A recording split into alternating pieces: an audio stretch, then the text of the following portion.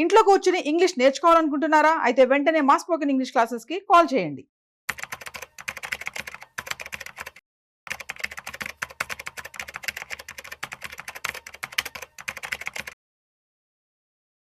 Trump tariff దీనివల్ల ఏ sectors అనేవి impact అవుతున్నాయి, పాజిటివ్గా కావచ్చు, నెగిటివ్గా కావచ్చు. దీనికి సంబంధించినటువంటి పూర్తి సమాచారం ఇవాళ మనతో చెప్పడానికి certified financial planner Madhavi Reddy గారు ఉన్నారు. సో వారి మాటలో మరింత సమాచారం అడిగి తెలుసుకుందాం. హాయ్, హలో, నమస్తే, వెల్కమ్ టు సుమన్ టీవీ. నేను మీ Rajeev Pasupuleti. So let's start. So hi ma'am, నమస్తే. నమస్తే అండి. మ్యామ్, టారిఫ్ సో మనం చూస్తున్నాము, దీనివల్ల చాలా గందరగోళమే అవును. ఏర్పడిందని చెప్పొచ్చు. అవును. సో దీనివల్ల ఏ సెక్టర్స్ అనేవి ఇంపాక్ట్ అవుతున్నాయి అంటే ఏం చెప్తారు? సో ఈ ట్రంప్ టారిఫ్స్ ని మనము డిఫరెంట్ యాంగిల్స్ లో చూస్తున్నారండి. అంటే ఆయన కూడా ఈ టారిఫ్స్ ని రకరకాలుగా వాడుతున్నట్టుగా కనిపిస్తుంది. అదేదో ట్రేడ్ వార్ లాగా. అంటే ఆయనకి ఏ నేషన్స్ అయితే ఆయన చెప్పినట్టు వినకపోతే వాళ్ళ మీద టారిఫ్స్ వేయడము. So this is like some kind of geo political గా కూడా మనకి టారిఫ్స్ ని ఆయన యూజ్ చేస్తున్నట్టుగా కనిపిస్తుందండి. అంటే బెదిరించడం, లైక్ మీరు గాని రష్యా దగ్గర నుంచి ఆయిల్ తీసుకుంటే, ఆయిల్ గాని కొనుక్కుంటే మీ మీద 500% టారిఫ్స్ వేస్తానని బెదిరించడం. సో ఇదేంటంటే ఒక డిఫరెంట్ యాంగిల్ లాగా ఆయన యూజ్ చేస్తున్నట్టుగా ఉంది. ఈ టారిఫ్స్ ని మొత్తం ట్రేడ్ వార్ లాగా ఆయన స్టార్ట్ చేశారు. బ్రెజిల్ మీద అయితే 50% టారిఫ్స్ వేశారు. ఇప్పుడు అలానే రష్యా అంటే హీ డజంట్ లైక్ రష్యా. రష్యాతోని ఆయనకి రష్యాని ఇంకొంచెం ఇబ్బంది పెట్టడానికైనా రష్యా దగ్గర మీరు కానీ అంటే ఆయన కొంచెం వీక్ చేయాలి కదా. రష్యాని వీక్ చేయాలి అంటే రష్యాతో ట్రేడ్ ఎవరైతే చేస్తున్నారో వాళ్ళ మీద tariffs, especially China and India. మనం ఎక్కువగా ఈ మధ్య రష్యా దగ్గర నుంచి ఆయిల్ ఆల్మోస్ట్ 60% వరకు రష్యా దగ్గర నుంచి ఆయిల్ ఇంపోర్ట్ చేసుకుంటున్నాము. సో ఆయన ఏంటంటే మీరు కానీ రష్యా దగ్గర నుంచి కొంటే మీకు 500% టారిఫ్స్ అని అనడము. అలానే బ్రెజిల్ మీద, తర్వాత కెనడా మీద రీసెంట్ గా 35% వేయడము.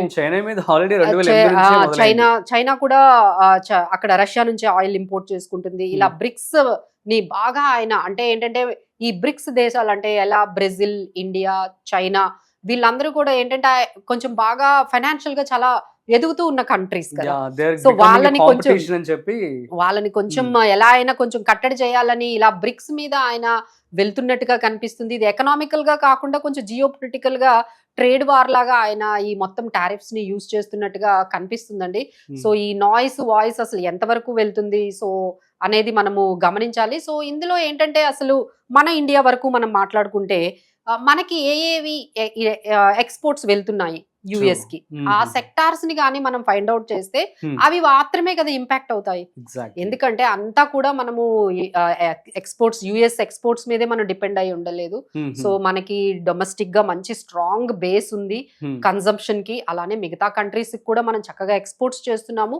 సో యుఎస్ వరకు మనం ఎంత వరకు ఇంపాక్ట్ అయితే ఉందండి. బట్ మిగతా కంట్రీస్ తో అంటే వియత్నాం గానీ, ఇండోనేషియా గానీ ఇలాంటి కంట్రీస్ తో గానీ కంప్లీట్ గా మనం కంపేర్ చేసుకుంటే మనం కొంచెం బెటరేనండి. అంత ఎక్స్పోజర్ అయితే ఇండియాకి యుఎస్ మీద అయితే అంత డిపెండెన్సీ లేదు అనే చెప్పొచ్చు. బట్ కొంతవరకు ఉంది. అది ఎంతవరకు అంటే ఎస్పెషల్లీ ఏంటంటే ఆటో కాంపోనెంట్స్, ఆటోకి సంబంధించిన ఎలక్ట్రానిక్స్ కి సంబంధించినవి మనం బాగా ఎక్స్పోర్ట్ చేస్తాము.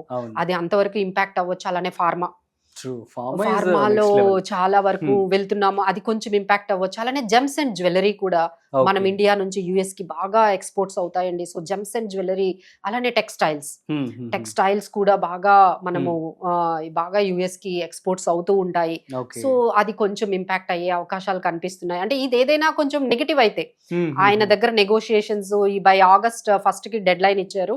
ఈ August 1st లో ఏదైనా ట్రేడ్ డీల్ గానీ కుదరకపోతే ఎవ్రీవన్ హ్యాస్ టు పే. మీ ఇండియాకి ఇంతవరకు లెటర్ పంపించలేదండి. మిగతా కంట్రీస్ అందరికీ కూడా లెటర్స్ ఫార్మల్ గా పంపించేశారు. ఇండియాకి కొంచెం ఎక్సెప్షన్ ఇస్తారేమో.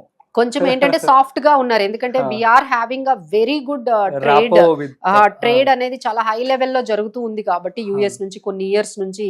సో దాన్ని ఆయన కొంచెం రెస్పెక్ట్ చేస్తున్నట్టుగా కనిపిస్తుంది. మిగతా కంట్రీస్ అందరికీ కూడా మీరు ఇంత పే చేయాలని లెటర్స్ అయితే వెళ్ళిపోయాయి.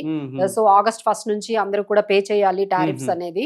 సో మన దగ్గర మాత్రం కొంచెం ఇంకా నెగోషియేషన్స్ అనేవి ఇంకా కంటిన్యూ అవుతున్నాయి. మనకు కూడా ఒక డెడ్ లైన్ అనేది పెట్టేశారు. సో ఈ డెడ్ లైన్ లోపు వరకు ఏదైనా జరగకపోతే మనం కూడా 20-25% టారిఫ్స్ కట్టాలి. సో ఇలా టారిఫ్స్ గానీ వేస్తే మనం ఎక్కువగా ఇంపాక్ట్ అయ్యేదైతే textiles and gems and jewellery and pharma and textiles and as well as electronics,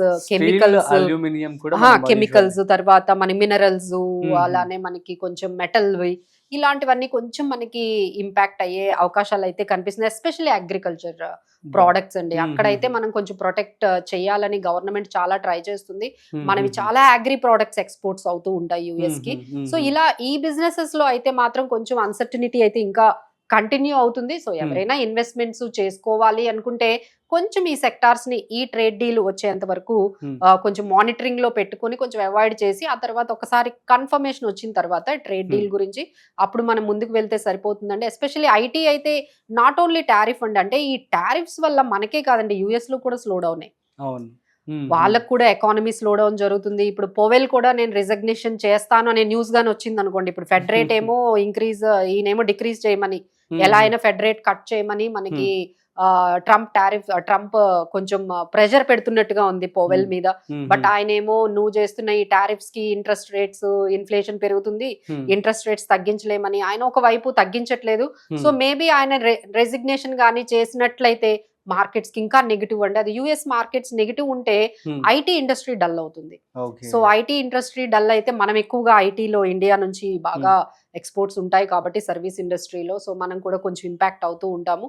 so ఈ ఇండస్ట్రీస్ ని కొంచెం మనము రాడార్ లో పెట్టుకోవాలి, కొంచెం జాగ్రత్తగా కొంచెం దాంట్లో మూమెంట్ బట్టి ఇన్వెస్ట్మెంట్స్ చేయాలి. ఏవైతే ఇప్పుడు మనం మెన్షన్ చేసామో కొంచెం అవాయిడ్ చేయాలి, లేదు జాగ్రత్తగా ఉంటే సరిపోతుంది.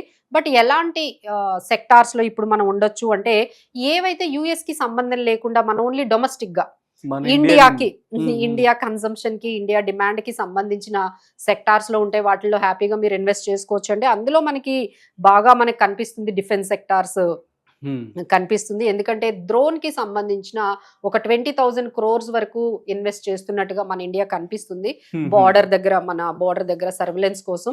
సో ఇలాంటి కంపెనీస్ లో మీరు ఇన్వెస్ట్ చేసుకోవచ్చు. హెచ్ఏఎల్ కానీ ఇలాంటి కొన్ని డ్రోన్ కి సంబంధించిన కంపెనీస్ లో మీరు ఇన్వెస్ట్ చేసుకోవచ్చు. Idea forge and Adani defence అనే వాటిల్లో మీరు ఇన్వెస్ట్ చేసుకోవచ్చు. అలానే షుగర్ స్టాక్స్, అంటే ఈ ట్రంప్ టారిఫ్స్ వల్ల కొన్ని మనకి పాజిటివ్ గా కూడా ఉంటాయండి. అంటే మిగతా కంట్రీస్ కి కొంచెం ఎక్కువ టారిఫ్స్ వేశారనుకోండి, మనకు అది కొంచెం పాజిటివ్ అవుతుంది. సో ఇలా కొంచెం అలా మనకు కొన్ని అయ్యే సెక్టార్స్ లో మనకి షుగర్ సెక్టార్ అయితే కనిపిస్తుందండి. సో బికాజ్ ఆయన బ్రెజిల్ మీద 50% టారిఫ్స్ వేశారు. So Brazil is the largest exporter of sugar. So ఆ తర్వాత మనమేనండి, మనం కూడా 3rd లార్జెస్ట్ ఎక్స్పోర్టర్. సో దానివల్ల మనకు కూడా పాజిటివ్ అయ్యే అవకాశాలు ఉన్నాయి. సో ఈ విధంగా కొన్ని డ్రోన్ స్టాక్స్, తర్వాత ఎస్పెషల్లీ ఫైనాన్స్ రిలేటెడ్ స్టాక్స్ అయితే మనం ఎక్స్క్లూజివ్లీ ఇండియాకి సంబంధించింది, ఇది యుఎస్ కి ఏమి సంబంధించిన ఈ టారిఫ్స్ కి సంబంధించింది కాదు కాబట్టి. సో ఫైనాన్షియల్ సంబంధించిన banking and financials like PSU stocks కానీ, లేకపోతే ఎస్యు బ్యాంక్స్ కానీ, ఐసిఐసిఐ, యాక్సిస్, ఇలాంటి కొన్ని బ్యాంక్స్ లో కూడా ఇన్వెస్ట్ చేసుకోవచ్చు అండి. సో ఈ విధంగా ఎక్స్పోజర్ లేనివి, యుఎస్ కి ఎక్స్పోజర్ లేని స్టాక్స్ ని, అలాంటి సెక్టార్స్ ని మనం గాని పెట్టుకుంటే సేఫ్ గా వెల్త్ అయితే క్రియేట్ చేసుకోవచ్చు. ఎందుకంటే every fall is an opportunity. అలా మనం తీసుకొని ఏమైనా మంచి స్టాక్స్ కానీ, వాల్యుయేషన్స్ లో కానీ మనం దొరుకుతున్నట్లయితే మంచి వాల్యూ స్టాక్స్ డెఫినెట్లీ పికప్ చేసుకోవచ్చు అండి. ఫర్ మోర్ ఐడియాస్ మన వల్ల కాలేదు అనుకుంటే you can reach out to us. We will give you the best. మీకు ఏ కస్టమైజ్డ్ గా మీకు ఎలాంటి స్టాక్స్, ఎలాంటి పోర్ట్ఫోలియో అయితే బెటర్ గా ఉంటుందో అది కూడా మనం చేసి ఇవ్వచ్చు. Super ma'am, thank you so much. So guys, అర్థమైంది కదా. సో ఇటువంటి పరిస్థితుల్లో, టారిఫ్ యొక్క పరిస్థితుల్లో మీరు ప్రాపర్ రీసెర్చ్ చేసి, స్టడీ చేసి మాత్రమే పెట్టుబడి పెట్టుకోండి. సో దీనికి సంబంధించి డొమెస్టిక్ స్టాక్స్లో ఇన్వెస్ట్మెంట్ చేస్తే బెటర్ అన్నట్లు కూడా చెప్పడం జరుగుతుంది. That's it. సో మరొక ఇంట్రెస్టింగ్ కాంటెంట్తో మళ్ళీ కలుద్దాం. అంతవరకు చూస్తూనే ఉండండి సుమన్ టీవీ.